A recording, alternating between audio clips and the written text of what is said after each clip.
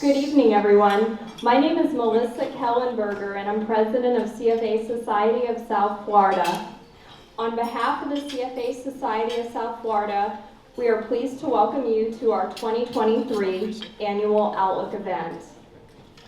Before we introduce tonight's participants, I would like to take a moment to extend our thanks to our sponsors and a couple key individuals that helped make tonight's event possible.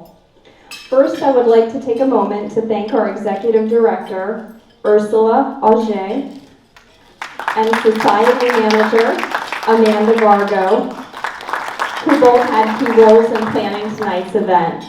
Thank you, ladies.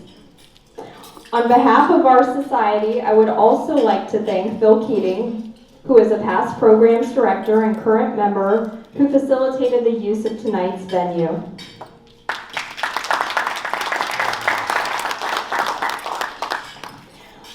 I would like to also thank Joy Wilkinson, a current member who volunteered as part of this year's Outlook Planning Committee.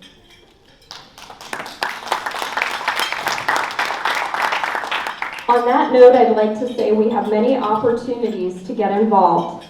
If you have an interest in learning more, please see the volunteer area of our website or see one of our directors here tonight.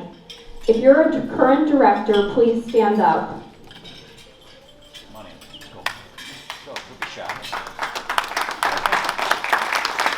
Thank you. We're always happy to discuss opportunities to get involved. Now for our sponsors. I'd like to take a moment to thank our 2022 and 2023 sponsors. Please feel free to stand up and wave when your name is called. Poland Capital Management, Jordan Gluskin, Leo Gonzalez, 2023 Gold Sponsor. Thank you. First Trust, Patrick Bless, 2022 Gold Sponsor.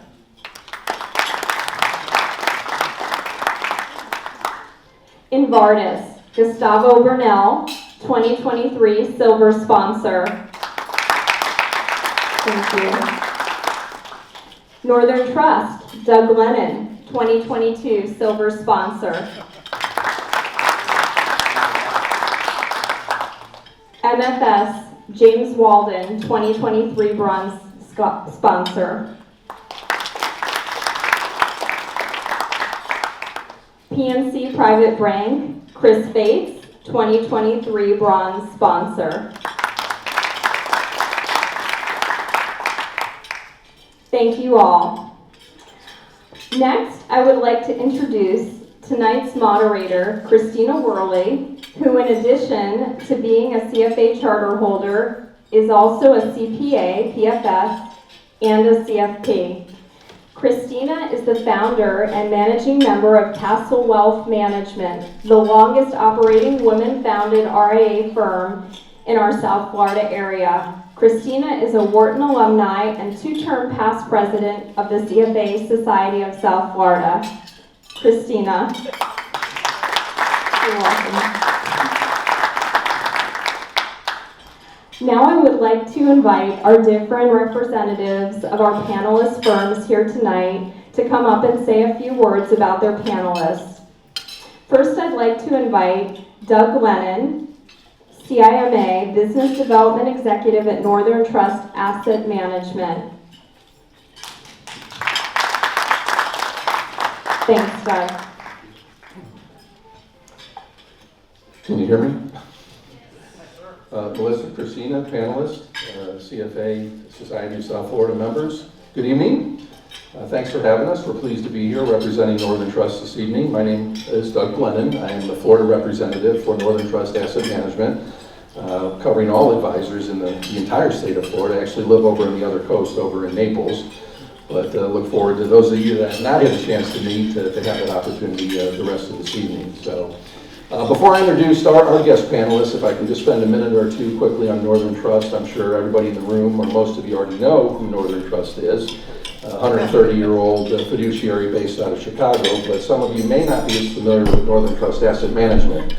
So currently we're at about $1.2 trillion in AUM. That's spread out through a combination of our institutional accounts, pensions, foundations, sovereign wealth funds, and of course our Northern Trust funds and our FlexShare ETFs.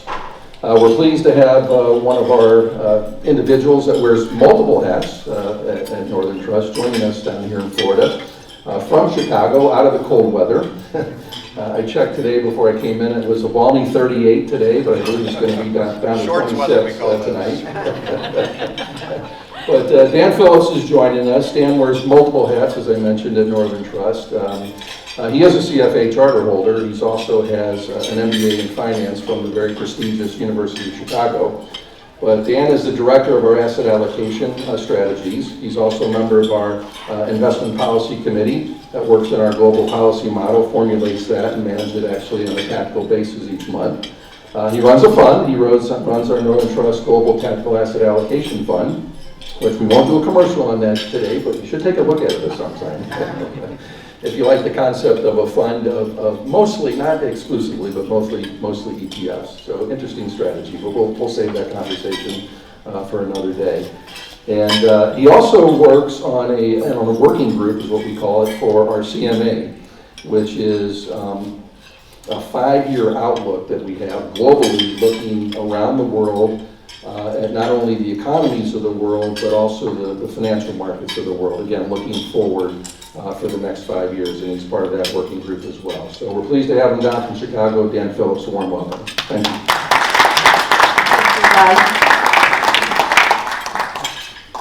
Now I'd like to go ahead and invite up Leo Gonzalez, Relationship Manager with Poland Capital and CFA Society of South Florida Director.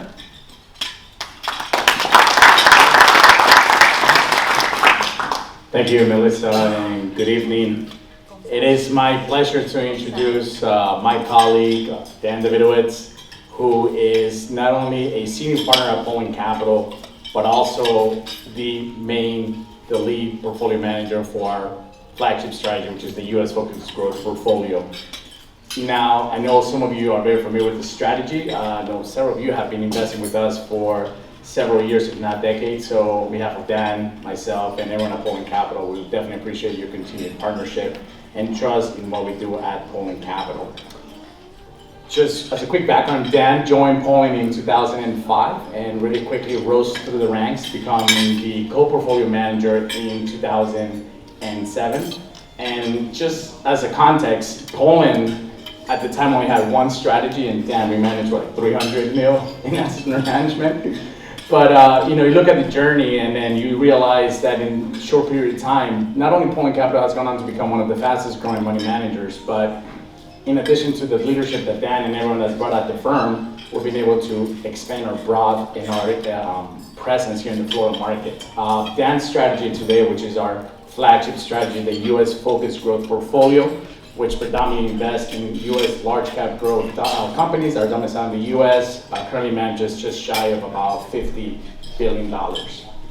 Putting aside all the accolades that Poland and Dan and the team has achieved over the past decade, I think there's two traits that really stick out to me about Dan. Number one is his humility, and number two is his ability and desire to be a very strong leader in our local community. Now, just as a reminder that we're actually based here in Boca, so I know we're hearing about some of the dire weather. We'll be talking earlier there with what's going on with the Northeast. I think this is the little shining spot for us.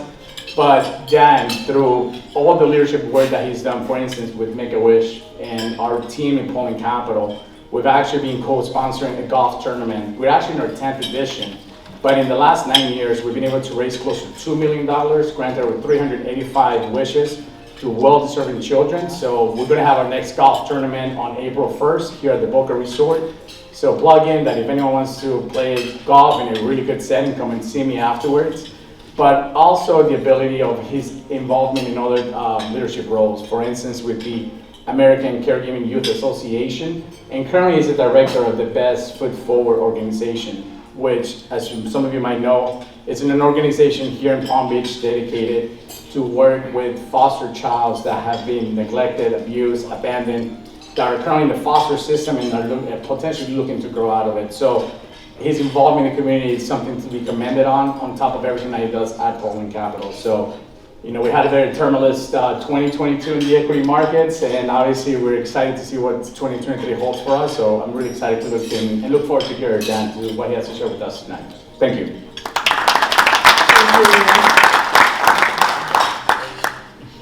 Now I'd like to invite up Tony Milanese, CFA, Vice President with Bernstein Private Wealth and CFA Society of South Florida Director. Thank you. For those of you who do not know me, my name's Anthony Milanese, or Tony Milanese for short. I'm a financial advisor with Alliance Bernstein. I've worked at Bernstein for the last 13 years as of, well, it'll be April 1st. To quote Leo, tumultuousness in the equity markets, I think we can all sort of get used to, but what really doesn't happen is tumultuousness in the fixed income markets, which obviously last year was a pretty unique year. So I'm extremely excited to introduce one of the most talented people we have at Alliance Bernstein, Daryl Clements, who is one of the heads of all of Alliance Bernstein municipal fixed income strategies. Personally, I have used Daryl with business partners of mine and really the most difficult or most contentious high-end client situations to really open up the hood in the fixed income municipal markets, but also, of course, portfolios. And I think one of the reasons I love using Daryl so much is because there's this calming sense of once you kind of open up the hood in the municipal space and really understand how some of the pistons fire and what everything is going on, it brings a sense of calmness to clients. So we thought as a board it would be phenomenal to have, given the environment we just went through and interest rates and everything else, to have an amazing fixed income representative here, thankfully from my firm. So anyways, I'll stop talking and hand the phone over to Christina or Melissa. Thank you. Thank you, Tony. And thank you to all of you for doing a wonderful job of representing your firms and giving us a little bit more background on our panelists here tonight. At this time, I'm going to go ahead and turn over tonight's event to our moderator, Christina Worley.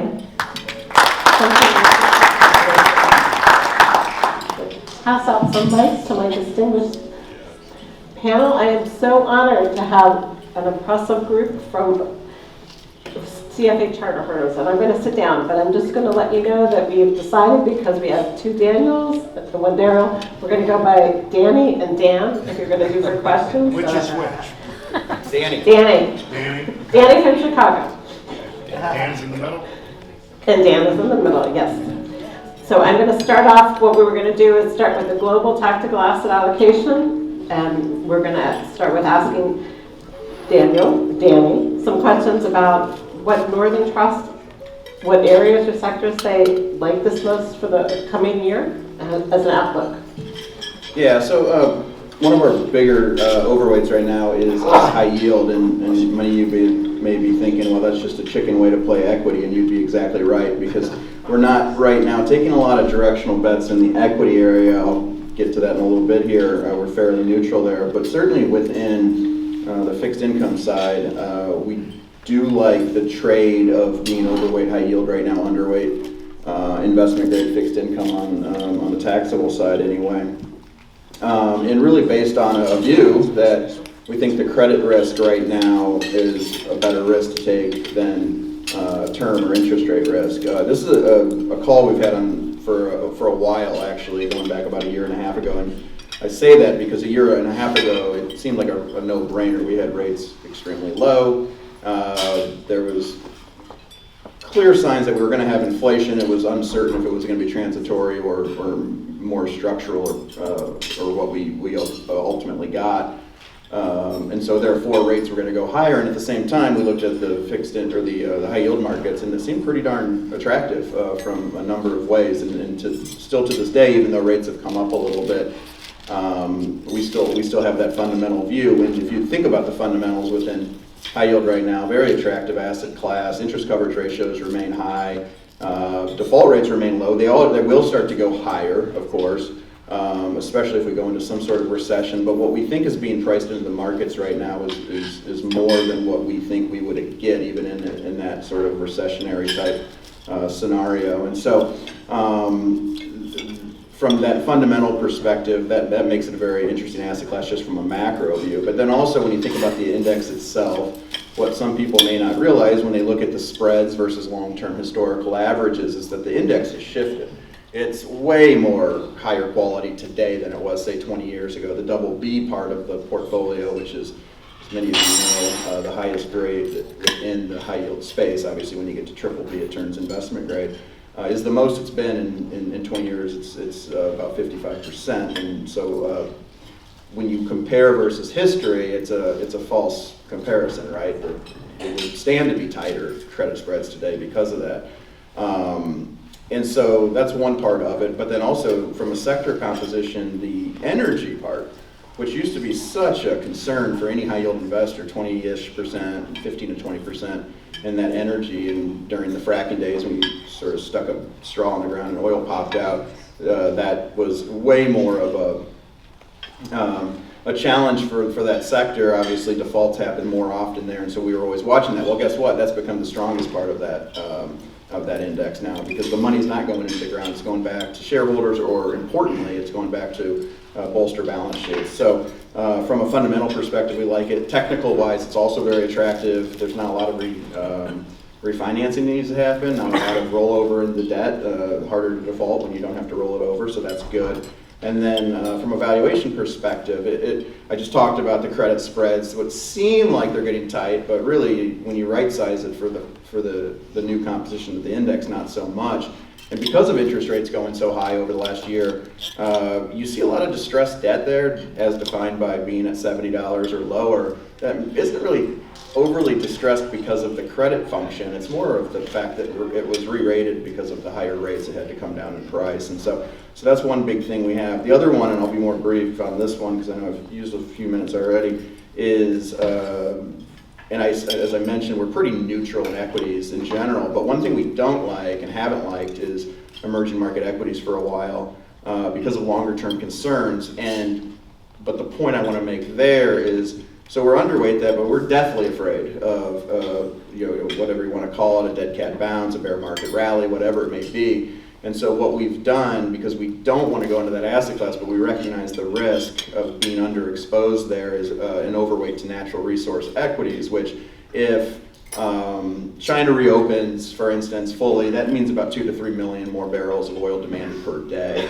And we think a lot of that China reopening would flow through into that asset class. So that's another asset class we like. And so overall, it's just this idea of being overweight credit, underweight term risk still, and then overweight natural resources is somewhat of a hedge against the fact that we're underweight emerging markets because of what is a long-term view, but recognizing what could happen on a more short-term basis. So what are you doing in your portfolios to prepare for debt ceiling risk, if anything? Yeah, so with the debt ceiling, we put out a report on this just the other day, actually, and as many of you know, it's in the headlines, it's not in the markets for a while. Last time around, or 2011 instance, it's happened a few times now, unfortunately.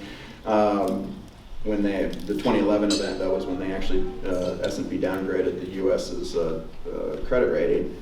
You didn't see anything happen until about 10 days before the event. So for now, the answer is not a lot. There's no reason to panic quite yet. We got plenty of time to figure this out.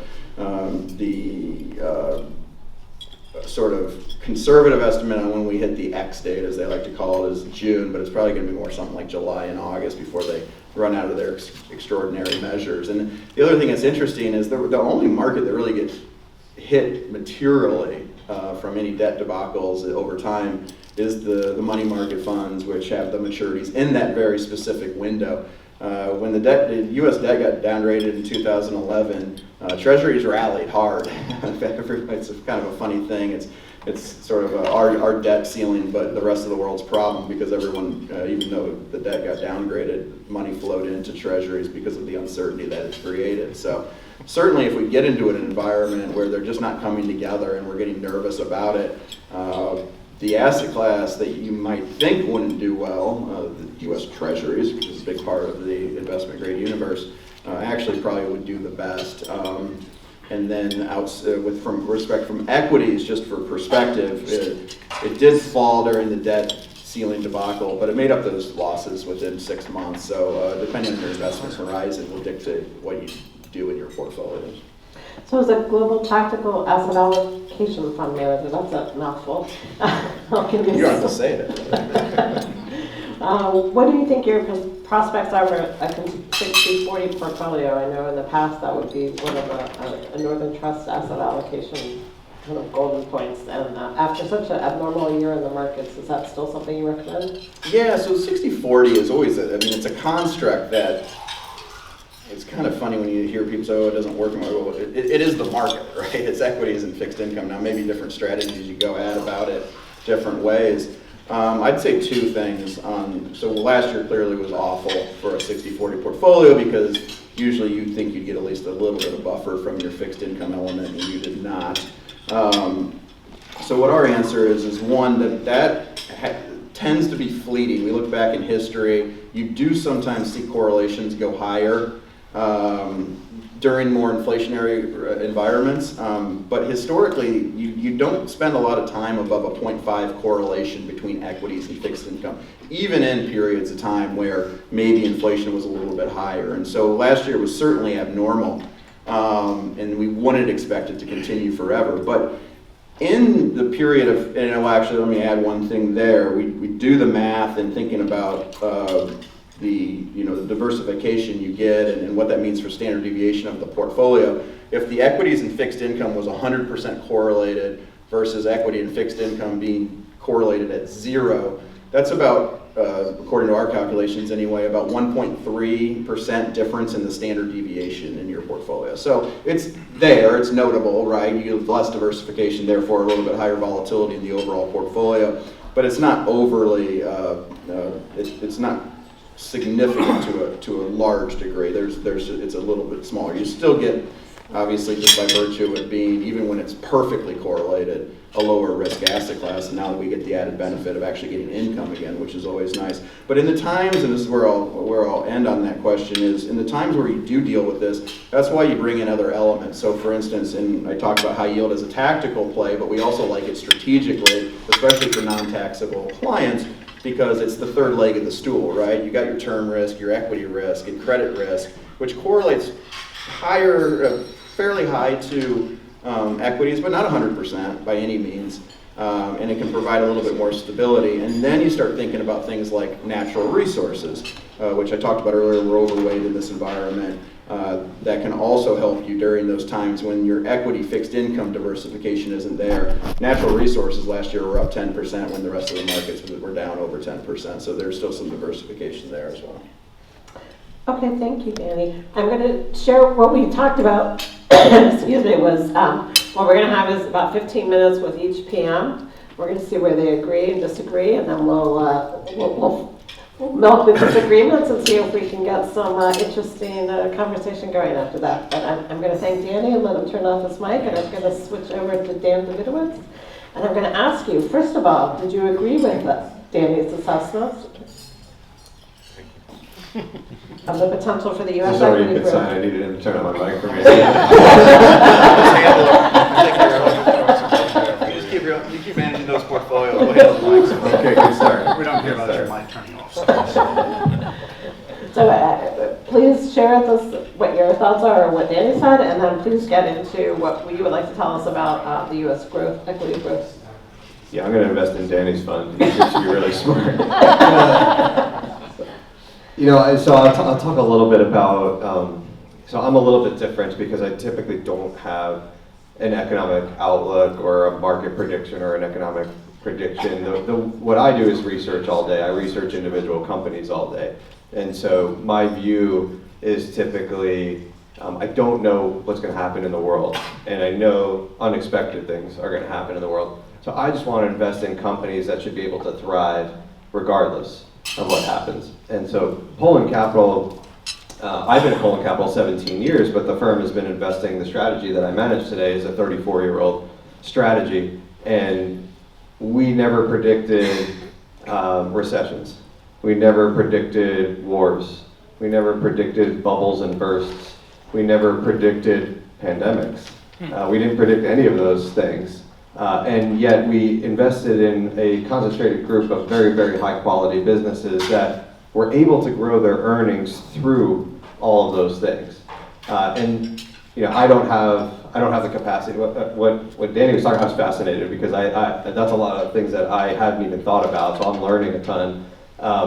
And I think you can be very tactical in a fund like what Danny's doing. I don't have the capacity to be tactical. I have the mandate basically to have a consistent process that can perform well in all markets, essentially, which is very, very difficult to do.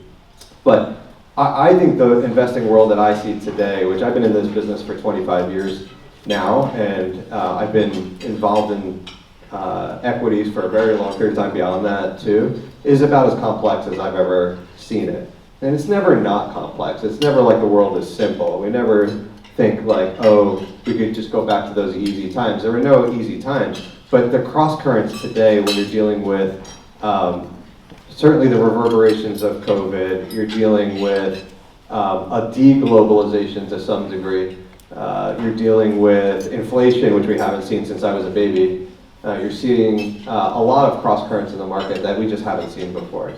And so the way we deal with that is, again, going back to finding companies that have something very unique to them, that have incredibly strong balance sheets, very little competition, long-term opportunities for growth that are just very, very large.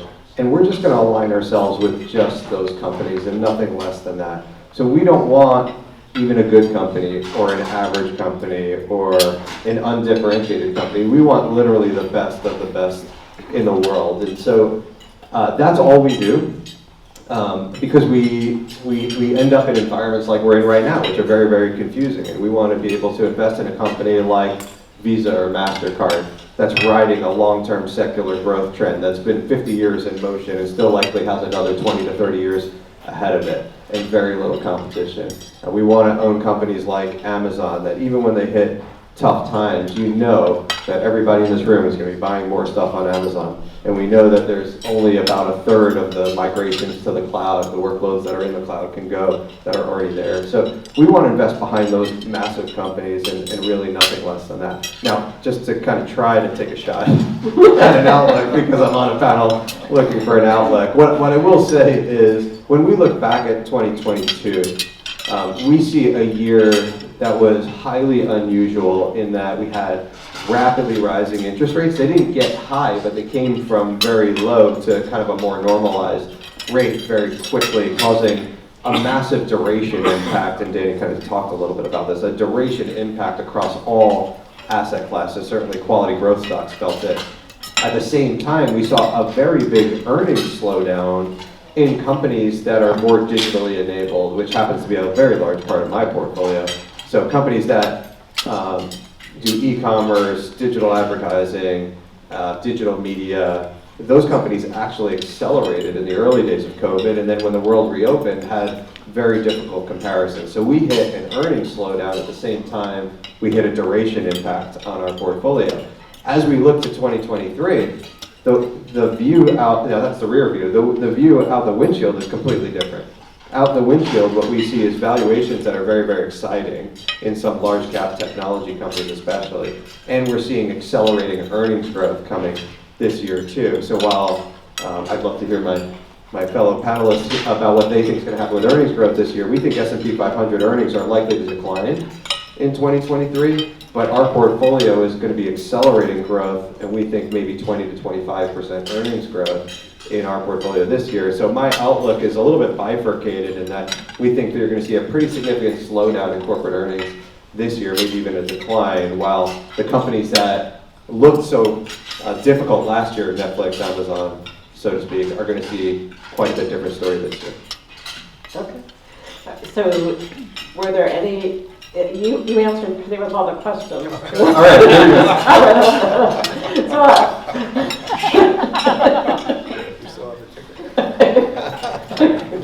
So we have more drink tickets, I guess. A little bit. So the inflation on the equity quality growth spectrum, what do you think is going to happen with the inflation? Inflation for a long time. We just didn't talk about it. right? So there was this hunt for talent, for software developers and engineers, and the inflation of and that's the biggest cost usually to most of our companies. The inflation in the cost of labor for a lot of our companies has been double digits for a long, long time. They've been dealing with it. It's just not apparent because these are very, very high margin businesses with a lot of pricing power, so you just haven't seen it so much. So inflation in and of itself is not much of an expense concern for our company. Where we worry about more is what inflation means for interest rates and valuations. We worry a little bit more, which is what we really bore the brunt of last year. When I think about inflation, and again, I'd love to hear my panelists' view on this because they're more educated on it, I worry a little bit because I think the bond market is basically telling you inflation is not a problem, right? The 10-year has been coming down as the Fed has been raising rates. We're only about 3.6, 3.7 on the 10-year right now, which is basically saying inflation is not a problem. But yet we have an extremely tight labor market right now. And so I do worry a little bit that inflation coming down is more to do with an oversupply of things that were, backlogged in supply chains that are now normalizing. But if most of America is gainfully employed and spending money, I worry that inflation might not come under control. We might still have some rate risk, as Daniel was talking about. Okay. Well, I will let it switch from the Danny and Daniels to the Daryls, and we'll have go for it. If you'd like to say, is there anything either of your panelists have said that you truly agree with or disagree with before we start with what your outlook is? No, I would say a couple of things. Number one. Can we hear you? Microphone. Mike? It's on. Smoke this up. He's fancy. We'll give it a try. No? That's good. No good? Sure. Yeah, I got you. You got it? We're not talking into it. There we go. We'll flip that guy around. All right. Is that better? Good? All right. Yeah. So I would agree with Danny on high yield. I agree with him. I think high yield, especially I'm a muni portfolio manager, so I think your best performing asset class in the municipal market will be high yield. And I say that because you look where spreads are. Spreads are, depending on where you're looking, 2 to 3 times where they were at the beginning of 2022. You have municipalities that are in their best financial shape ever. And you can thank the helicopter money that the federal government threw around regarding stimulus payments, but nevertheless, they've been good stewards of that money. You have flows that are coming now back into the municipal market where there are massive outflows, record outflows last year, coming back in this year, and you have the Fed that's in the likely 8th inning of an interest rate cycle. So if muni high yield doesn't set up to outperform this year, it never will, right? So it's looking really good. From a debt ceiling perspective, I would just say this. I think the June, July, that's a political Janet Yellen date. I think the date is more in that October, November time frame. And there's no blueprint to this. The federal government, they're not going to default, but what likely will happen is you're going to see if you have T-bills maturing around that time, or you have coupons treasury coupons that are being paid around that time, you're going to see their yield rise. There's going to be some concern around that, and the conservative investor will avoid it, right? The more aggressive investor will say, what the hell, I'm going to buy it, I'm going to get cheap treasuries, that if they do default, it's a delayed default, delayed payment. They'll pay with interest once it's paid back. So I agree with that. And one thing I'll say, and Dan, around inflation, I agree with you, right? The Fed needs the employment market to roll over. That's what they want. And because wage inflation is remaining too high. And if you look at break-evens in the market, you're right. The market is, you're looking at a 5-year break-even at about 2.3-ish in that range. So the market's telling you they believe the Fed has inflation under control, but there's still risks out there, no doubt. So if the Fed cannot get the employment to roll over, they're going to keep hammering that nail. They're not going to move in 75 basis increments. They're not going to do that. But they'll move 20. They're definitely going 25 in March. Probably. We still have some more data points, right? You'll have another employment, 2 more inflation prints before the March number, but you'll probably get another 25 in May, right? The Fed has told us they want to get to 5 to 5.25. Market doesn't believe them, although it's interesting, right? The market they're healing at this point. The market is healing to the Fed. Because now you look at Fed Fund futures market, the terminal rate is about 5.15. So let's call it, somewhere between 5 and 5.25 by July. But then the market has a really steep drop off, at least the market's pricing in about a 50 basis point cut by July of 24. So the market's coming into where the Fed believes, where the Fed wants to be, but the market is still kind of holding out hope that the Fed's not going to hold that line, that terminal rate too high for too long. So I'm going to ask all of you, if there's an event with China, does that change any of your, you've all given me your best case scenarios for where to be if the world is a calm place. So I realize that you probably don't look at China too much with your new bond portfolio, but what does your firm think about the risks out there in the world today? Which risks scare you the most that would have the biggest impact on what you've told us is a good area of that? Well, I'll tell you that these guys can probably answer better than I can on that, right? But I can't tell you, I know what our first policy on China, this guy over here may know. But I'll tell you that, how would it impact the muni market? Depends what event you're talking about, right? But remember, municipal bonds are a flight to quality asset. And any type of uncertainty, they tend to do well, right? So you would expect, I would expect, but again, I'd love to hear their opinion, that if an event with China, there will likely be a flight to quality. Treasuries probably do well. Munis, which trade on an after-tax spread basis to treasuries, probably move somewhat in line, and there's likely a rally, depending on the event, but that's what my expectations would be. Yeah, I would say certainly in the very early days of anything, there's going to be a, shoot first and ask questions later, get out of risk assets. I think when the census come back and then they start analyzing it, it's what are the fundamental impacts? And there could be, so for instance, with Ukraine war, geopolitical risk is always an everywhere a portfolio phenomenon. I'm stealing from Milton Friedman there. I just made that up, by the way. But they generally don't matter, except if it's going to fundamentally impact something. With Ukraine, it fundamentally impacted things, right? Oil prices, wheat prices, a lot of commodities. I think everyone came to realize how important Ukraine is to the global economy, and in Russia for that matter, and in some areas too. And so that was an impact. With China, I assume we're talking about Taiwan here.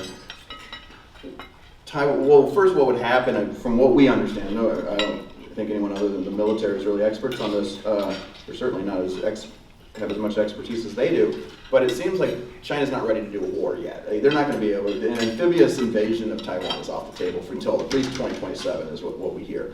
But what they could do earlier is a blockade around Taiwan. And the problem, or the thing from a financial market perspective you would worry about most, other than the immediate shock of, oh my God, are we in World War III, is the semiconductor situation. And that could shut down the U.S. economy. So that is an issue, right? And so that's what we would be looking to mostly, is those fundamental impacts around what a Chinese geopolitical event would be. So if it's Taiwan, yes. If it's saber rattling between the U.S. and China, which frankly we're kind of there now with this balloon,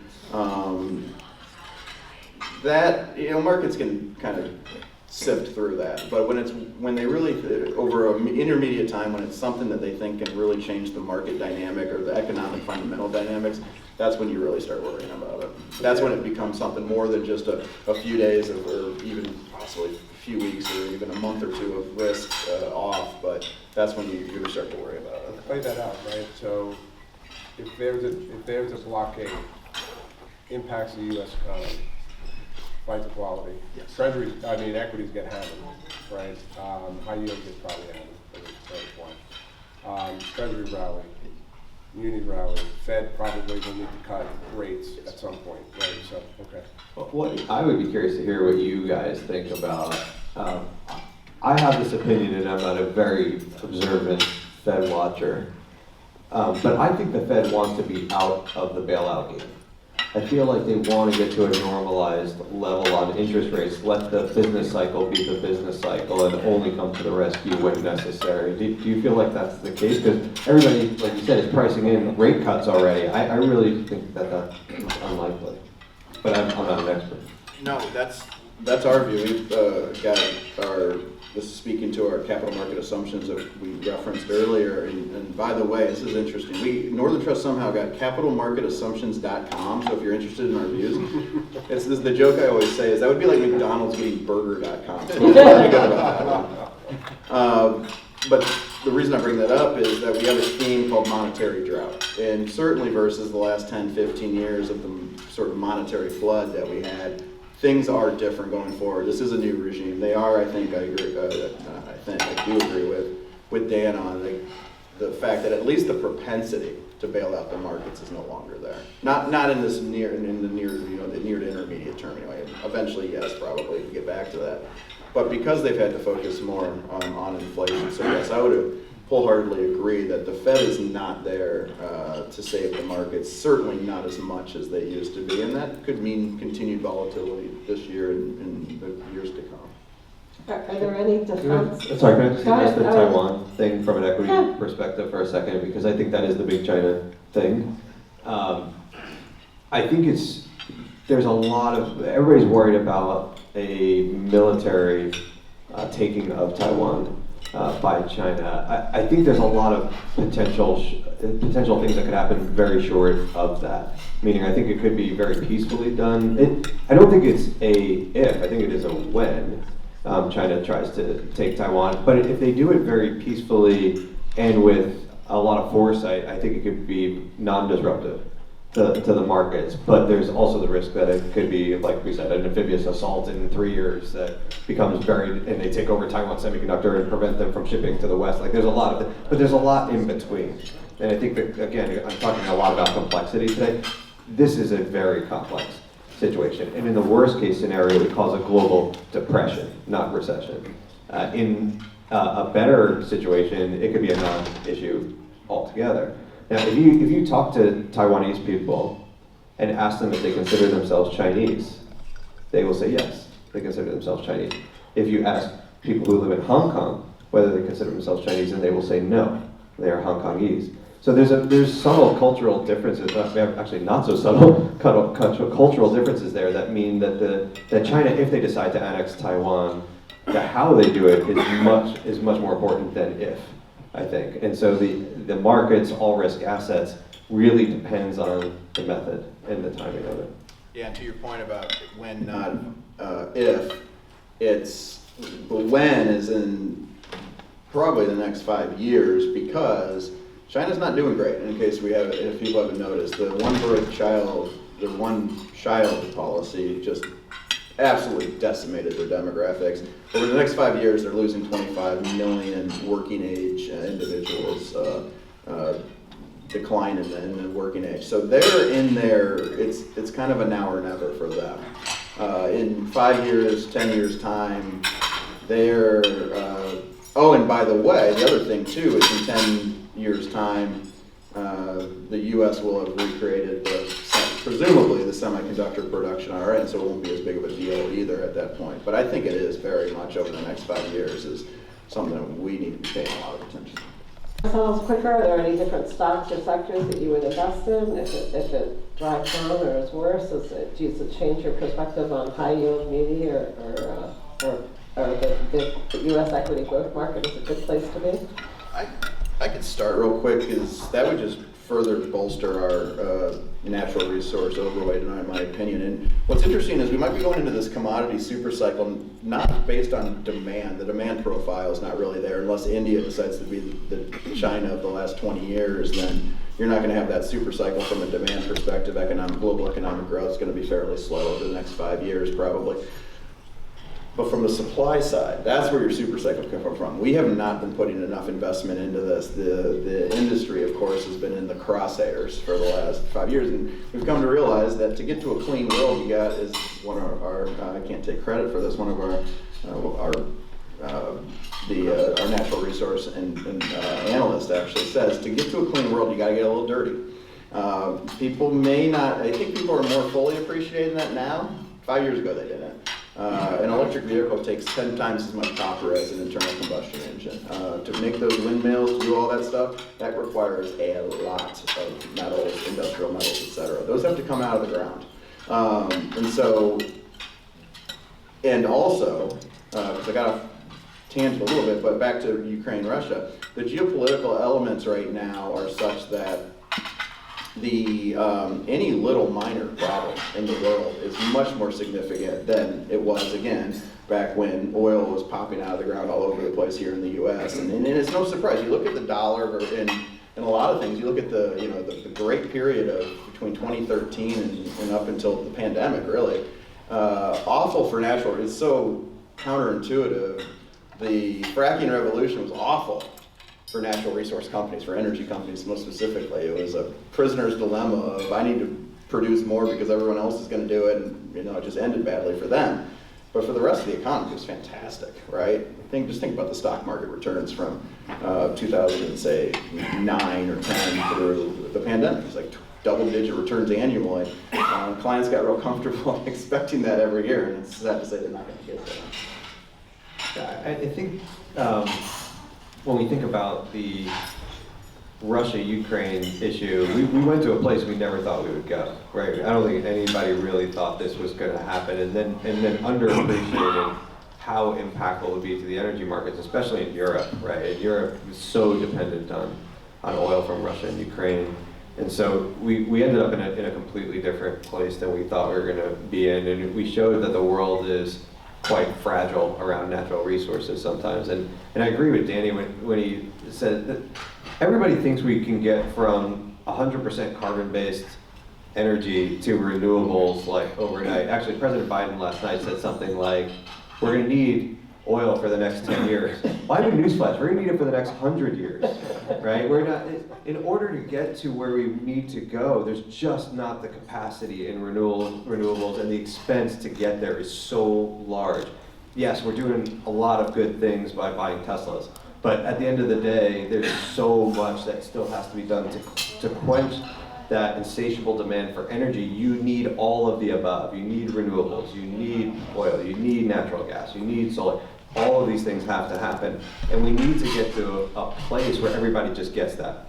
It may not be a neat political soundbite to say, well, we need oil until we get to renewables, but that's the reality. And when we finally get around to that, we can finally get to a point where we can have a more sustainable path. But that's, nobody wants to admit that that's the reality of the world. We do have to get dirty for not 10 years, but for like 100 years. So we were supposed to start opening it up at 7 o'clock for questions. Okay, Jim, please. This is for Dan, or I guess Poland Daniel. Last night in the State of the Union, there seemed to be bipartisan support for increased regulation on tech companies, especially with respect to information. I would assume that would affect a large percentage that you're overweighted in tech in your fund. What's your assessment of the reality of where that could go? Yeah, the question is on regulation of large technology companies. President Biden mentioned it specifically during the State of the Union. It's been a bipartisan issue for sure. It's bipartisan in that both Republicans and Democrats agree that there's too much power in the hands of large technology companies. The only issue is they completely disagree on what the problem is. So Republicans will say that these large technology companies are hindering free speech, and the Democrats will say there's too much free speech. There's too much of this, too much of that. They're almost polar opposite on what they think the problems are. So in the US, we're not really worried about this because first of all, the burden is very, very high. In the United States, you have to, without new legislation, you have to prove that there's harm somehow to the consumer. And it's very hard to prove that when Google and Facebook are giving away free products, and Amazon is selling products to consumers at below their cost. It's really hard to say the consumer is harmed in some way. So in the United States, we really don't worry about legislation or regulation of large technology companies, except for the fact that antitrust regulators are stopping any company that has a dominant position in anything from acquiring anything. So we do see acquisition risk. You can't buy anything. Facebook is being blocked from buying Giphy. Giphy is a nothing company that has a tremendous amount of competition. There's no reason it should be blocked. It's being blocked. Outside the US, the burden is different. So in the EU, the burden for regulation of technology companies is, are you harming competition, not the consumer? And that's obviously happening. Now, these monopolies have been well earned by companies like Google, but that doesn't matter. And so there's a Digital Markets Act that was made into law in Europe last year that forces large technology companies to do things that they really don't want to do, like messaging services now have to be interoperable. So if you're using WhatsApp, it has to be able to communicate with someone who's on Facebook Messenger or someone who's on Apple's messaging system. They have to be interoperable, no matter that one of those is end-to-end encrypted and one of them is not. So they don't say how to do those things, but they say you have to do those things or we're going to give you massive fines or force you to divest your properties. So in Europe, they're taking this far more seriously. We are more concerned about what's going on in Europe. We don't know exactly how they're going to enforce some of these things, because some of these things are forcing the companies to do tremendous amounts of engineering that are very, very difficult to do. So I'm not exactly sure how it's going to work, but we're more worried about the regulatory environment in Europe. Why are we not selling a lot of our technology companies? Because the impact on their business is relatively small. When we think about how big the impact could be of some of these regulatory issues in Europe, it ends up being small enough that a lot of these companies could literally walk away from Europe and not be meaningfully impaired.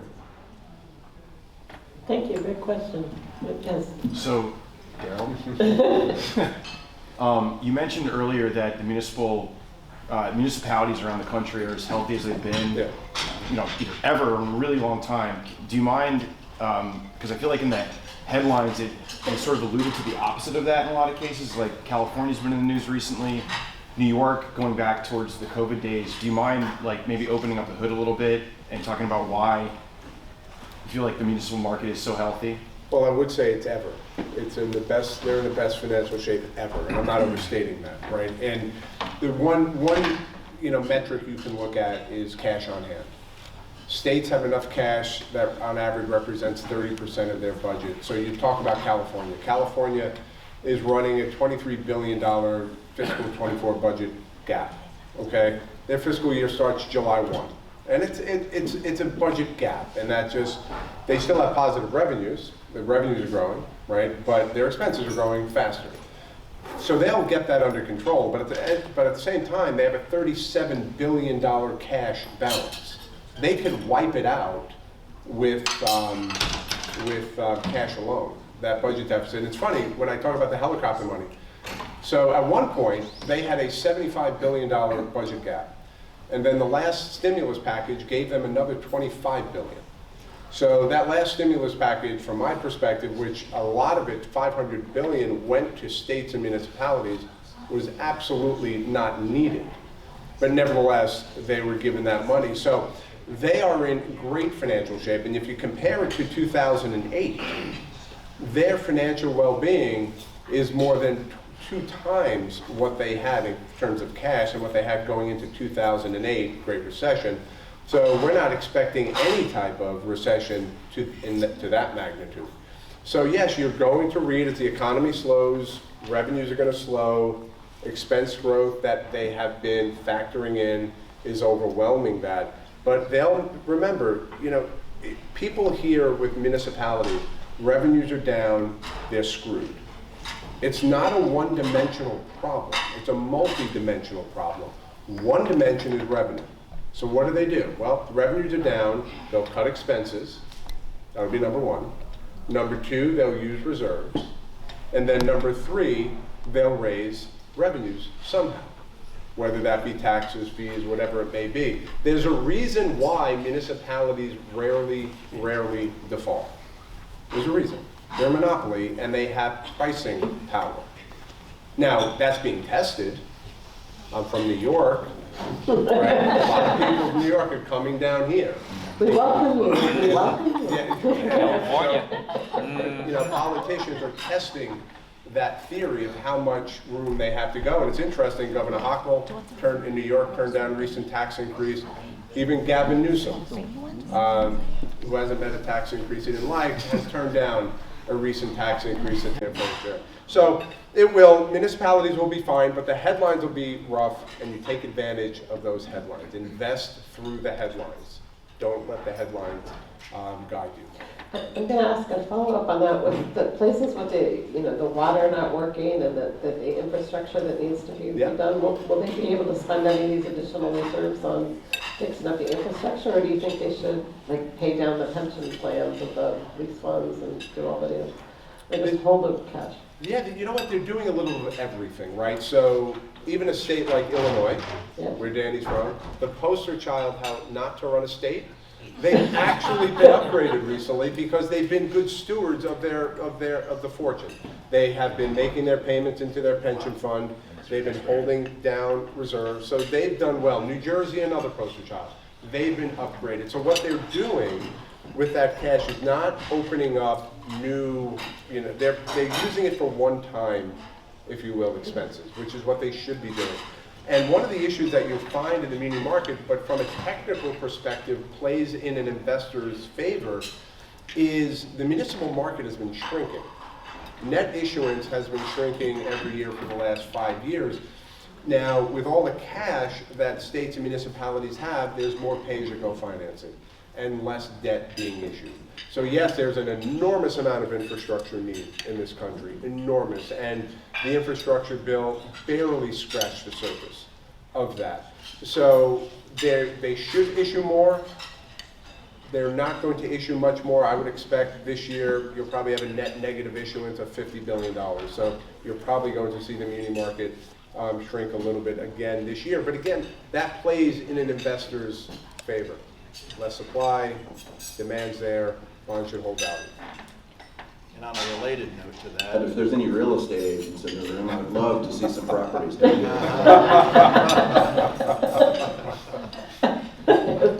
Go ahead, Tom. On the muni side, you mentioned high yield muni is a good place.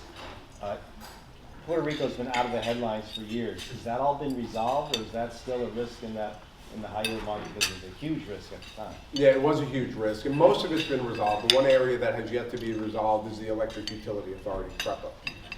That has yet to be, and that is the third rail of Puerto Rican politics, because the politicians want to be careful of passing on any additional cost. It's an ancient system that runs on oil, so it has to be completely rebuilt, and which is extraordinarily expensive.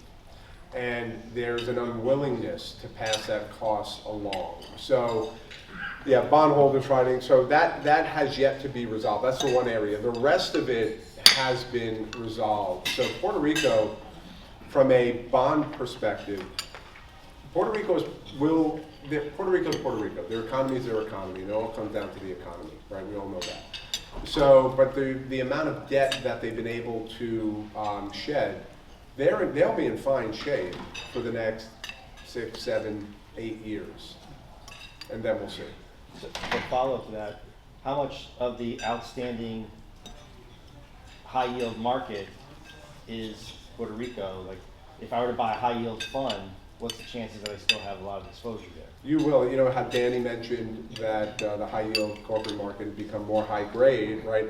The municipal high yield market has become more Puerto Rico, right? So Puerto Rico is a big chunk. If you look at Puerto Rico, you look at even tobacco bonds, that represents more than 25% of the high yield municipal market. So there's a very good chance you're going to have Puerto Rico, but I wouldn't shy away from it. It's where you get in that matters. So when we were buying Puerto Rico, I was buying Puerto Rico at 35, 40 cents on the dollar. I wasn't buying it at par, right? So it depends where you get in, right? That matters. So it doesn't mean just because a fund holds Puerto Rico that's a bad thing, right? You do want to dig down and see what they hold exactly. You don't want to necessarily hold all PREPA, but you want to be diversified across different revenue streams. So that was very specific advice. I'm just going to go back and ask Dan if you have any specific advice, things to buy, things for your. Give us any Poland tips. Tell us exactly what's in the portfolio. I was gonna say, I'm somewhat biased on that. So, maybe I'll try to back it up a little bit. Instead of giving you specific companies, you can just look at what our largest holdings are and you can see what I like. But I think what we're excited about this year is some amazingly good, very competitively advantaged companies people think are basically done growing because they hit a little bit of a stumbling block last year.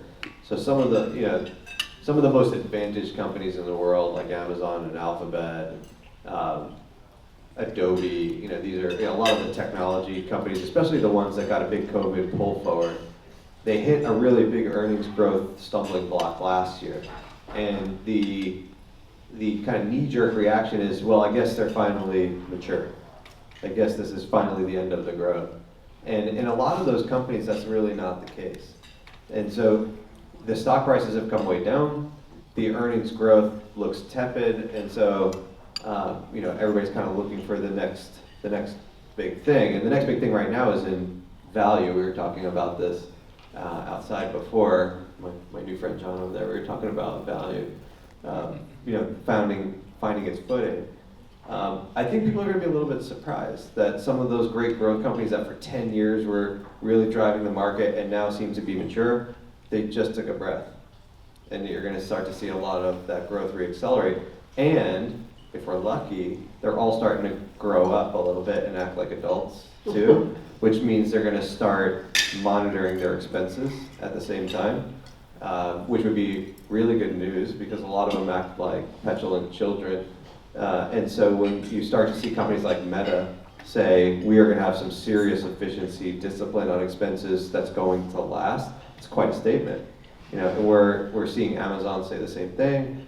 Alphabet's always kind of in their own little bubble, and so they're saying it a little softer than the rest, but we think that you're about to see revenue growth accelerate for a lot of companies that people may think are quite mature, and then you're going to see some pretty significant margin expansion too. So that's kind of a general statement about it. I got a question for you actually on that. With Twitter basically being run on 20% of the employees, but seemingly still works. Maybe there's stuff behind the scenes that we don't know about. Do you think that Google and I know that they've rationalized their 38 masseuses, I believe they had. Wow. Do you think that is playing a role in pressure on them to say, well, the investors saying, what are you guys doing? Why do you have this many employees? Or how do you think about that? I think Twitter is its own animal. Twitter is a really crappy company, right? So like people think about Twitter and then they talk about Alphabet and Amazon. They're not in the same stratosphere, right? Twitter is a poorly monetizable asset that also happened to be bloated, and Elon Musk, in a flight of fancy, decided to acquire it, really didn't want to acquire it, then got stuck acquiring it, and is now trying to figure out a way to make money on it. And so the fact that it's still a shitty monetizable asset at 20% of the workforce is not totally surprising to me. It's not a great asset.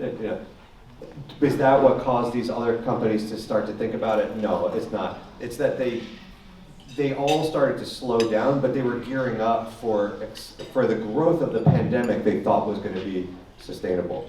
And in hindsight, it's kind of laughable that they would think that was the case. But in the moment, we didn't know how long this pandemic was going to last. Amazon has been, I'm definitely going to come to you, I'm sure you have a good follow-up question on this. Amazon, think about this. Amazon took 25 years to get to the size that it was, when the pandemic started. 25 years. Between 2020 and 2022, they doubled it again. They doubled the size of their logistics and distribution infrastructure in 2 years because they had to deal with the excess demand that was coming in when we were all at home. At the same time, they had to bring in $4 billion worth of PPE to protect 1 million distribution center workers. At the same time, they built a last mile transportation network the size of UPS, all in 2 years. And so now, when demand is not as good coming out the other side, they realize, we did a little too much, and they have to back it down. And all of the large technology companies are starting to do the same thing, saying we overhired, we overinvested, the demand that was happening during COVID was just a pull forward. It wasn't sustainable. And so we need to now right-size our cost structure. So Twitter's a little bit of a weird case and kind of an anomaly, but what you're seeing from Amazon, what you're seeing from Meta is more the reality. Thank you. Jim Murphy? There seems to be so much press about Chat GPT. Especially today, yeah. It seems to be like there's almost a froth that exists around crypto and then the internet, although I believe AI is the real deal. Yeah. My question for you is, what's going to have a greater impact on your companies, AI or the metaverse? What's going to have a bigger impact on large technology companies, AI or the metaverse? I don't really know. AI is going to be built into, and already is built into, a lot of what all of our companies do today, right? They're all ingesting a huge amount of data. They're analyzing and using that data, whether you know it or not. You know, whether ChatGPT kind of took the world by surprise because nobody knew that it could be that good, right? And it's still pretty flawed, right? You can ask ChatGPT a lot of things, and sometimes you're going to get some pretty crazy responses, but a lot of times you're going to get some really good stuff. It's not totally surprising. Google, we believe, even though they demoed their version today and it made a mistake on like the very first query, if you happen to notice, Google stock was down a lot today. That was one of the reasons why. AI, what you know about AI today and what I know about AI today, this is the worst that AI is going to be. AI is iterative. It gets better over time. And all of these companies are going to be able to deliver better products and services because of AI. Is it going to dynamically change their businesses?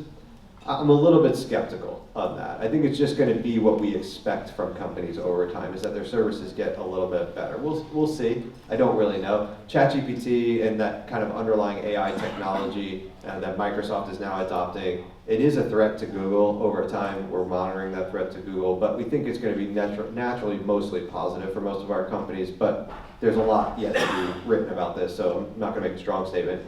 The metaverse, or, you know, that's the term that Meta came up with, but this immersive AR, VR version of the internet, whatever you want to call it, is the next computing platform. You know, it's not as near as you think it is. It's still coming. It's still got to be developed. There's still a lot of work that has to be done. At Poland Capital, we bought Oculus headsets for all of our employees to try to do meetings in, and it was the shittiest experience ever. I was so excited about it. I was the one that championed it. It was awful. And we all wore these 20-pound headsets until we couldn't wear them anymore. It was really bad.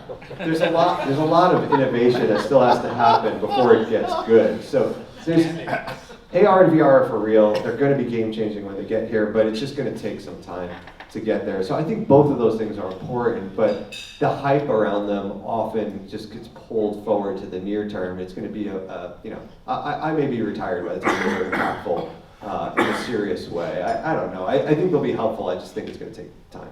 I think someone said the metaverse, the real impact is 10 years out, and in 10 years it'll still be 10 years out. Now, in some ways, I'm going to retrace some of what I said. So we're a large shareholder of Accenture. Accenture is the largest IT services consulting company in the world. We've been shareholders for 15 years. We talk to their CEO every quarter.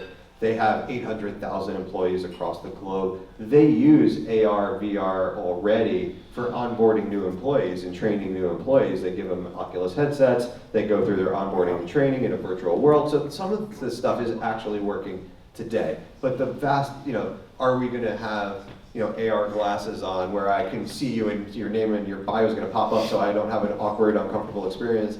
We're still a long ways away from that. Melissa had a question, and then I'll go to the back table. So do you think, We're going to repeat it so the rest of the room can hear. okay, so you mentioned a lot of these like large cap growth companies. Do you think a lot of the innovation is going to come out of these companies in the next 10 years, or are there companies that you see right now that are smaller in scale that you think could be our next Google, could be our next Apple?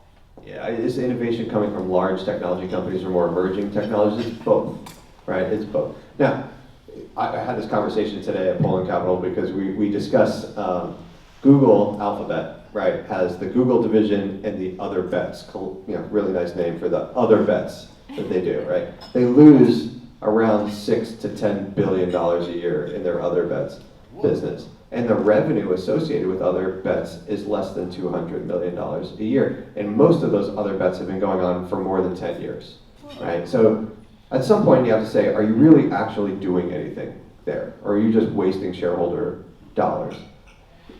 But yet, there is real innovation happening there. If you think about Waymo, right, which is their self-driving car initiative, autonomous vehicles, it is very, very likely, I think, well, when I say we need hydrocarbons for another 100 years, but we are likely going to have self-driving cars within the next 10 to 15 or 20 years. And if we do have that, then there's the ability to have far fewer cars on the road and far less energy consumption. Because if we all know that Google or Uber or somebody else is going to have an autonomous fleet of vehicles that's available whenever I want it, well, I don't need to own a car anymore. 95% of the time that I own my car, it's sitting in my garage not doing anything, right? It's a waste of time and resources, or money and resources. So I do believe that there will be a lot of innovation that comes out of large technology companies, but large technologies all started as small technology companies, right? They all had an interesting innovation that caught fire. And so we are already seeing some really exciting innovation coming from the non-big tech companies, the emerging next generation of tech companies. So I think you'll see both, but a lot of the best innovation happens from startup companies or relatively small companies. We own Illumina in our portfolio today, which is the company that is the leading genomic sequencing company in the world. They had scientists there that had a hypothesis that you could do a regular blood test and detect 50 different types of lethal cancer before you actually could detect it any other way. They believed there were fragments of cancer tumors that would kind of be circulating in your blood. It was a theory. They didn't really know if it was true, and they pitched it to Illumina, and Illumina said, well, if we're going to do this, it's going to cost us billions of dollars to test essentially a moonshot. We have no idea if it's going to work. So they spun out Grail as a separate company and had outside investors help fund it. And lo and behold, it works. They actually discovered a test that actually works, and you can get it today for $1,000. Not FDA approved yet, but it's going to be FDA approved. And then when it proved out, Illumina bought it back and said, well, now there's no risk. We'll pay $8 billion to buy that back. So it was a large company that didn't want to make the bet. It spun out a small company that made the innovation, and then it came back in. Thank you. Yeah, back table, I'm sorry. Yeah, John Doyle, sorry. A question, geopolitical risk came up a couple of times during the discussion. And I know it's impossible to predict outcomes around these risks, but there are behaviors that are sort of triggered off on the back of the Ukraine and Russia situation with the dollar. And I guess the dollar's always been the risk-free asset, so what are the implications on the dollar, and I guess the flexibility on policy in the event that the Fed doesn't actually take action and sort of backstop what could be a soft patch? And assume we're going to Danny for this? Yes. Yeah, I think the dollar continues to be the reserve currency in an environment where nobody wants it to be the reserve currency. I think that's the best way to put it.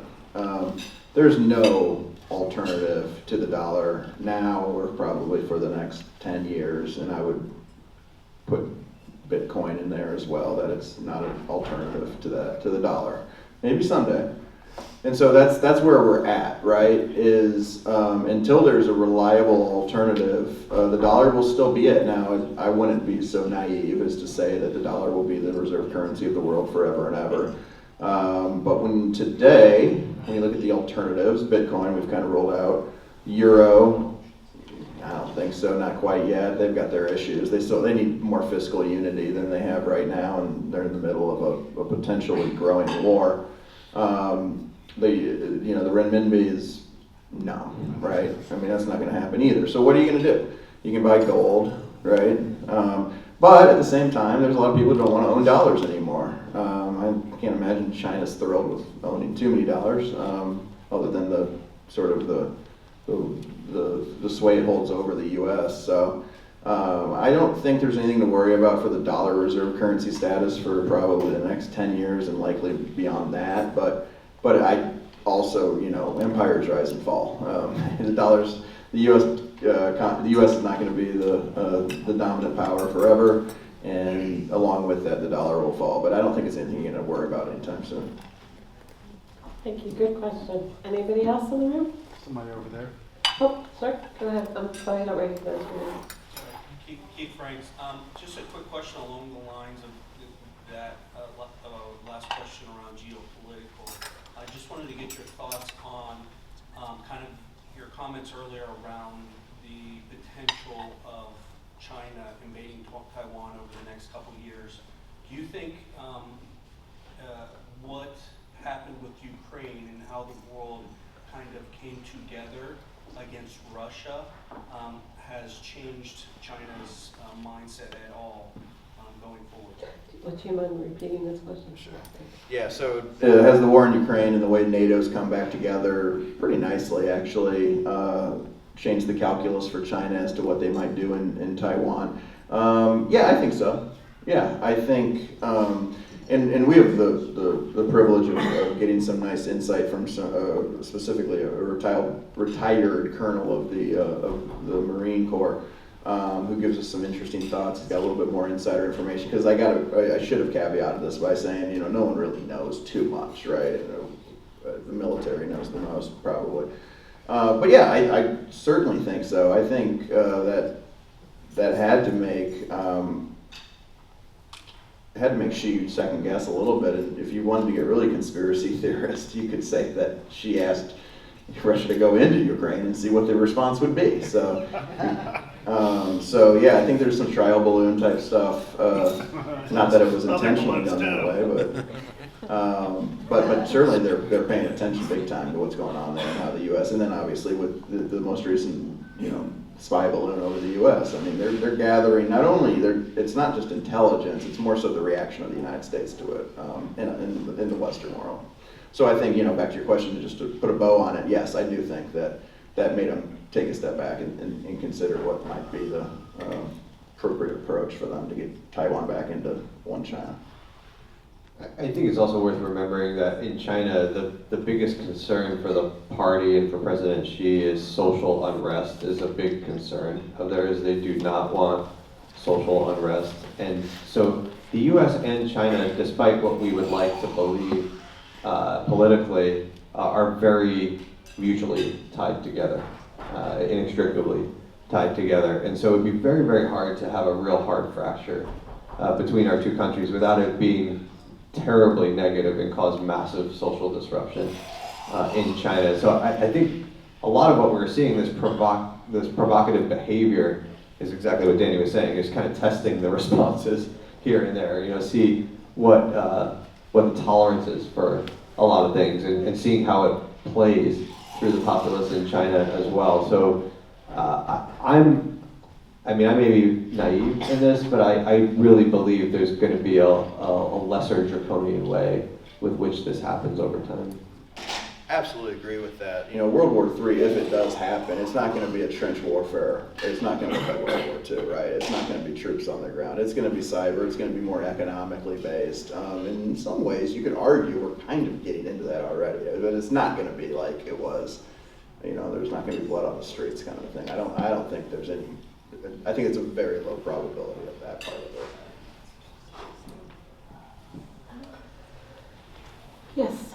Are you worried at all about the debt in the world? And I mean, it is huge compared to what it was in the 1970s, for example, when they had the Great Society and all this money was being spent on social welfare.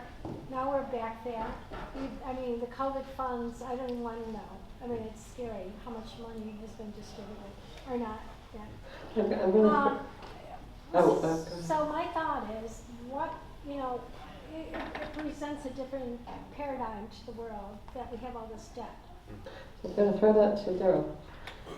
I couldn't hear the word. Yeah, I'm so sorry. We have so much debt in the world. She's worried about the quantity of the debt. No, not really an issue. Not a concern at this point. It truly isn't. The numbers are staggering, but the carrying costs aren't necessarily, right? So, and that's really what you're looking at, the carrying costs of the debt. So, is there a tipping point at some point? Yeah, maybe. No one really knows where that tipping point is. You can't point to it and say X amount of debt. Look how much debt Japan has to their GDP, and they're moving. They're fine, right? The U.S. debt has come up dramatically. You're right. and the economy continues to hum along, right? So there is a point perhaps, but not necessarily one that you could particularly point to. I wholeheartedly agree with that. I think two things I may add is one, when you look at debt to GDP, and we talk about this quite a bit, you're comparing a stock to a flow. The debt is set, right? $31 trillion, it's a pool. The economy, we create $20+ trillion of stuff every year. So the better comparison is debt to net worth. And with respect to just looking at the US, the debt to net worth is actually pretty reasonable thanks to a lot of value created in the equity markets over the years. And so it's not so much if we can pay off that, if it ever comes to that, it's how. And so that's where I get into, I could see them starting to just hand out, what could the US do in non-taxable ways to take care of their issues. And I think, Bill Gates, hey, you want your name on Mount Rushmore? Put it on there. It's going to cost you $20 million, maybe more. Who knows what it goes for? But it's a bidding contest. But I'm a little bit tongue in cheek now. But the point is that the money's there. The wealth of this country is more than able to pay off this debt issue. It's just a matter of taking it out of their dying, their cold-blooded. It is like $100,000 a person, though, isn't it? 90,000 I believe is where the debt situation is. The other thing I'll say real quickly, sorry Dan, I know you probably have a better comment point than me. But what I'll say real quickly is, and this is what my old CIO used to say, was that you got to get the sequencing right. If you're specifically talking about US debt, Europe and Japan are going to have a problem way before us, and if they default or something happens there, you won't be able to find enough treasuries to buy. So the sequencing needs to be right there. Yeah, maybe because I'm an equity guy, and equity guys only get paid after the bondholders, I am concerned about the level of debt out there. Maybe that's a different viewpoint from where I sit. But yeah, I get the point too. It is serviceable debt. We had a lot of borrowing at extraordinarily low rates. But the concern that I have is that as rates normalize, it's hard to get off that debt cycle. It's hard for a country to say we're going to actually reduce the amount of debt because the interest rate environment is different now. So I worry about the flexibility that countries have when they've taken on a tremendous amount of debt. That servicing cost over time goes up significantly, and there's a lot less flexibility. I believe that the amount of stimulus that was generated from not so much the financial crisis, that was needed at the time. And it actually was quite quaint when you think about how big the stimulus has been since then. But when we think about the Trump tax cuts specifically, in a period where everything was generally okay, didn't require stimulus, and then when the pandemic hit, the bazookas of stimulus that you're talking about, I think we put the U.S. in a position it does not need to be in as rates now start to rise and the carrying costs will inevitably get a lot higher. It reduces the flexibility of a country, and I agree Europe and Japan are far worse down this road, but I worry about country level debt a little bit. I don't worry so much about corporate balance sheets, which are relatively benign, and actually consumer balance sheets are not bad at all at the moment. I think governments are where we have more debt than what I'm very comfortable with. So what is that number, right? What is Japan's debt to GDP? 200? 2 times? 250? 250? So that's a lot of debt. That's a lot. Right, that's a lot. But they still have yet to cross that line. And they're a you don't know wealthy that, country. Is it 3 times? Is it 4 times? They have the third largest defense after the United States. Yeah, but nobody's arguing that the Japanese economy is a vibrant growth economy either. Now, there's a lot of other reasons for that, besides demographically very challenged, right? We understand all of that. But the U.S. is entering that same. Europe has already entered into what Japan has been dealing with, and the U.S. is not far behind demographically, especially if we limit immigration, which is the only population growth we have, is immigration, which is a road we were going down a few years ago, which is we were going to limit the amount of immigration. So if we get to a demographic aging of the society with a lot of debt and maybe a challenge to productivity gains, because we had a lot of productivity gains as technology became more mainstream, but it is incrementally harder to get more of those productivity gains. I do worry about that stuff. I do worry about the U.S. becoming like Europe and Japan over time. I would say a headwind rather to growth. but it's not a crisis by any stretch of the imagination, at least not for the We don't foreseeable expect the future. economy to roll over. No. That's, Anyone else want to throw one in the room? you're back left. Yes, Rich? Daryl, you haven't gotten a lot of questions. I always, yeah, every time there's an equity guy. Well, so Muni's is usually a very sleepy place, right? It's not very sexy and exciting. Hey, now, slow down. There's no way to start questions. So your comment that they're as flush as they've ever been and the healthiest they've ever been, of course, is probably the most interesting thing I've taken from this. So,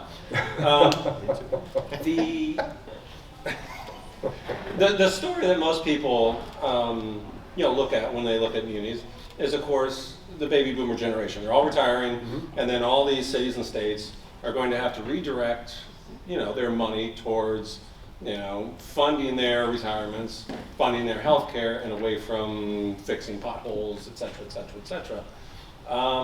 So I guess the question is, right now, I guess you said they're quite healthy, but if, for instance, like their pension plan suffered, substantial decline, how would that change all these cities and states' math?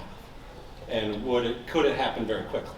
Could you, from the back over there, Yeah, that was a really long question, so I'm going to abbreviate it. But so in terms of pension costs, right? So the aging demographic across the country, states and municipalities having to pick up higher pension costs. How would that impact states and municipalities from a financial perspective? Well, there's a number of things that states and municipalities have already done. One thing before I get there, many people think that pensions are ironclad. They're not, right? You go to bankruptcy court to break any contract you want. And you look at Detroit. City of Detroit went into bankruptcy a number of years ago. They went in court. Pensions were found to be unsecured. But the judge had basically told Detroit to pay deference to the pension holders because their health care costs or their health care benefits have gotten hit pretty hard. So Detroit could have walked through that door and cut pensions, but they chose not to, right? But the courts left them open to be, right? So putting that aside, what states, except really one state that it is pretty ironclad, is Illinois.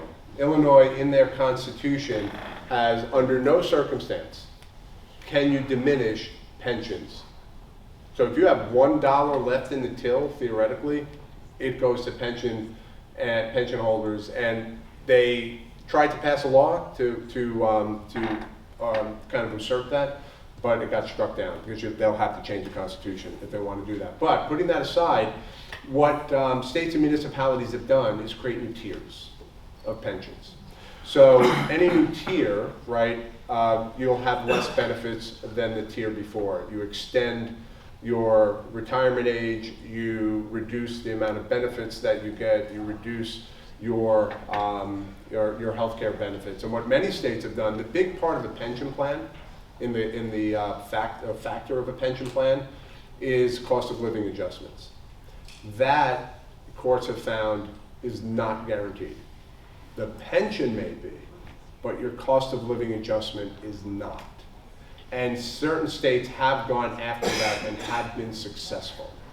So they have flexibility when they used to choose it, but again, like in any state, you go after pensioners, like in my state of New York, oh God, that's a death knell. You're out of office, right? If you try to attack pensions. California. Down here, not so much, right? So it depends where you are, but there is some flexibility there. And they've exhibited, they flex their muscle when they need to. Got a question for Northern Trust, Dan. I'm interested to hear the rationale on the underweighted duration. Where do you think the risks go there? Because I feel like that's somewhat of a non-consensus call. Well, we're helped first and foremost by cash giving us more, so that you're not in a normal yield curve environment at all. So we'll take the carry in the reverse way there. I don't know. You're sitting at 3.6% on the 10-year treasury, and you think about scenario analysis as to why it would go higher versus why it would come down. And I think you would, because the Fed has effectively said they're going to sit at 5, so that anchors it a bit higher, such that, you know, you're going to have a real inverted yield curve and it goes further down from where it's at today. And then two, and this is over the next 1 or 2 years. Longer term, I agree. I think the natural sort of level for the 10-year treasury out, say, years and years, not in the next 1 or 2, but maybe 3 or 5 further, is closer to 3. I think, you know, the economy is going to keep growing at a slow rate. It's really funny looking at, you know, you could plot a chart that shows the percent of people that are over the age of 60 in America on the 10-year treasury, or people under, I guess, to get the lines to work out right. And they're like right on top of each other, right? We spend all this time trying to understand where rates are going when all you need to do is look at how old people are, and they're going to put more treasuries in their security, into their portfolios when they get older. And so you're still going to have a little bit of that for a bit here. But that's the longer term view. I think over the next year, if you think about what could cause rates to go down another, you know, 50 to 100 from here versus what could cause them to go up, the economy, I mean, lo and behold, don't say this too loud, we may get our soft landing, right? And while that might not work for equities great because, you know, the economy's, it's kind of funny, it's the flip side of 2 years ago when his companies were all going through the roof despite the economy not doing so great. I mean, you could have an economy doing well, but it's not great for stocks, right? Higher interest rate costs, whatever it may be. But the point is that, you know, I don't know, the economy going through this environment over the next year or two without a recession is becoming slightly more likely. So for us, what it all nets out to, I think, and to answer your question is, we don't know really, and so we'll take the carry, right? We'll get more in the front end than in the back. And then again, let's take on credit risk. We feel more comfortable with credit risk than term risk. So that's the answer, but reasonable minds certainly can disagree. I mean, we've seen the 10-year treasury go to 1%, so we'll see. But for us, it's just a better risk is the credit side of things. And I'm the equity guy, but I'll make the pitch for high yield too. You know, there's a lot of inefficiency in the high yield market as well. So to Danny's point, that we're willing to take the credit risk. It's often we have our own Poland Capital Credit investment team, and they see a tremendous amount of inefficiency, not only once you get downgraded from investment grade to high yield, because that's the forced selling that happens, but especially companies in the triple C tranche, there's a tremendous amount of inefficiency there. So, you know, why bother taking the interest rate risk when you're seeing some really exciting things happening in high yield as well? And the one thing I would say is I agree, right? I don't think anyone can predict the absolute level of yields accurately or effectively over time. I mean, the Fed has inside information and they can't get it right? But I do think the risks are asymmetric to the upside. I don't think they're to the downside. So I'll disagree with Danny from Northern Trust that I like duration. I do like duration. At the same time, I like credit, right? I like both. I think credit outperforms duration. But I think, again, the risks are asymmetric to the upside at this point. Last year, clearly to the downside, right? So I do think the trend, you don't know. No one has a crystal ball, I agree. But I think where we're going, if I threw a long bond in a safe and opened it up in 12 months and opened it up, I'd be happy to have it, right? Because I think in 12 months, you're going to look pretty good. Yeah, what I will add to that is it's not as obvious to us that credit will outperform term, given that, you know, a year ago it was like a screaming buy to us. A year and a half ago when we put the position on, and now it's more of a, well, seems pretty good. I mean, you look at it from a muni side, right? You're right. You look at credit, if you taxable equivalent high yield munis, they have a higher yield than taxable high yield. You taxable equivalent a triple B muni, it has higher yields than taxable. So munis, where taxable credit has rallied a lot, municipals haven't. So there's an enormous amount of upside left, a lot of octane left in that area of the market. So we're all going into high yield munis. Yes, absolutely. Go see Tony. Tony will take your name and number. I will say, it's been so painful on rates, certainly from an equities perspective over the last year, but we're only back to where we were pre-COVID. That's right. On rates. We've only just gotten back to what was considered historically low interest rates. Good point. Wild ride there. Wild ride. Any more questions from the audience for our distinguished panel? No? I'm going to thank you all. This was wonderful. Thank you. My fellow charter holders, and make a plug for all of you. I know there's many charter holders in the audience, and we have some students and people that are young and thinking about getting their charter, and I can only say it's a wonderful career move. I'm going to invite Melissa up to say our announcements for our society. We do have a new event coming up very soon, public speaking. We have an expert coming so that when you want to do your pitch to the big board of directors and get some experience speaking among your fellow charter holders and your firms, you can take all those well-learned lessons that he's going to teach us in one evening, I believe.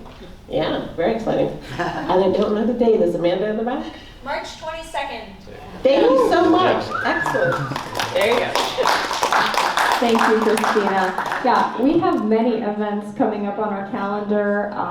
The public speaking event is coming up. We have socials coming up in our different regional areas in March. So please take a look at our calendar. We also send out emails on a regular basis, and we look forward to seeing each of you again at one of our future events. So thank you so much, and thank you for attending this year's Outlook event. Thank you.